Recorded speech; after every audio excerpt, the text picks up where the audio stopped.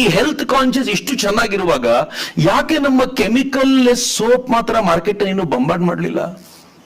ಯಾಕೆ ಮಾರ್ಕೆಟ್ ಅನ್ನ ಕ್ಯಾಪ್ಚರ್ ಮಾಡ್ಲಿಕ್ಕೆ ಆಗ್ತಿಲ್ಲ? ಯಾಕೆ ಅಂತಂದ್ರೆ ಯಾರ್ಯಾರು ಕೆಮಿಕಲ್ ಲೆಸ್ ಸೋಪ್ ಮಾಡ್ತಾರೋ ಎಲ್ಲರೂ ಒಂದ್ ಕಡೆ ಬಂದು ನಾವೆಲ್ಲರೂ ಸೇರ್ಕೊಂಡು ಇದರ ಕುರಿತಂತ ಹೆಲ್ತ್ ಕಾನ್ಶಿಯಸ್ ಅನ್ನ ಡೆವಲಪ್ ಮಾಡ್ಲಿಕ್ಕೆ ಒಟ್ಟಾಗೋಣ ಅಂತ ಯೋಚನೆ ಮಾಡಲಿಲ್ಲ ಅಂತ. It's hour fault. ನಾವು ನನ್ನ ಪಕ್ಕದಲ್ಲಿರುವಂತ ಅವನೊಂದು ತಿಂಗಳಿಗೆ 100 ಸೋಪ್ ಮಾಡ್ತಾನೆ, ನಾನು 120 ಮಾಡ್ತೀನಿ, ಅವನು 180 ಮಾಡಿ ನಾನು 140 ಅಷ್ಟೇ ಕಾನ್ಸೆಪ್ಟ್ ಅಲ್ಲಿ ಇದೀವಿ ನಾವು. Change it. ಅವ್ನು 100 ಮಾಡ್ತಿದ್ದಾನೆ, ನಾನು 120 ಮಾಡ್ತಿದ್ದೀನಿ, ಇಬ್ರು ಸೇರ್ಕೊಳ್ಳೋಣ, ಇಬ್ರು 2,000 ಯೂನಿಟ್ ಮಾರೋ ಥರದ ಏನಾದ್ರು ಪ್ಲಾನ್ ಮಾಡಬಹುದಾ ಅಂತ. ನಾವೇನ್ ಮಾಡ್ತೀವಿ ಅಂತಂದ್ರೆ ನನ್ನ ಜೊತೆಲಿರೋ ಮತ್ತೊಬ್ಬ ಕಾಂಪಿಟೇಟರ್ ನ ತುಳಿಬೇಕು ಅಂತ ಅವನನ್ನು ತುಳಿತೀವಿ, ನಾವು ತುಳಿದು ಹೋಗ್ತೀವಿ. ಅದಕ್ಕೆ ನಾನು ಹೇಳೋದು, ಯಾರ್ಯಾರು ಕಾಂಪಿಟೇಟರ್ ಅಂತ ಅನ್ಸುತ್ತೋ ಒಂದೇ ಫೀಲ್ಡ್ ಅಲ್ಲಿ ಕೆಲಸ ಮಾಡ್ತಿದೀವೋ ಒಂದ್ ಕಡೆ ಜಾಯಿನ್ ಆಗ್ಬೇಕು, ಮತ್ ನಾವು ಅದಕ್ಕೆ ಬೇಕಾಗಿರುವಂತ ಹೊಸತನವನ್ನ ರೂಢಿಸ್ಕೊಳ್ಳಿಕ್ ಸಾಧ್ಯವ? This is how business module work.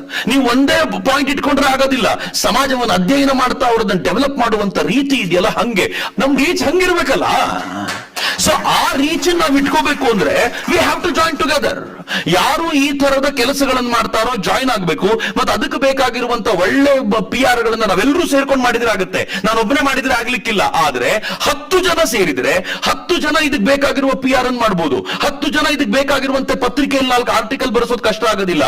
10 ಜನ ಇದಕ್ಕೆ ಬೇಕಾಗಿರುವಂತ ಯೂಟ್ಯೂಬರ್ ಗಳನ್ನ ಕರೆಸ್ಬಿಟ್ಟು ಅವ್ರ ಹತ್ರ ಪ್ರೋಗ್ರಾಮ್ ಮಾಡಿಸೋದು ಕಷ್ಟ ಆಗ್ಲಿಕ್ಕಿಲ್ಲ. 10 ಜನ ಸೇರಿದಾಗ ಇದು ಆಡ್ ಆಗುತ್ತೆ.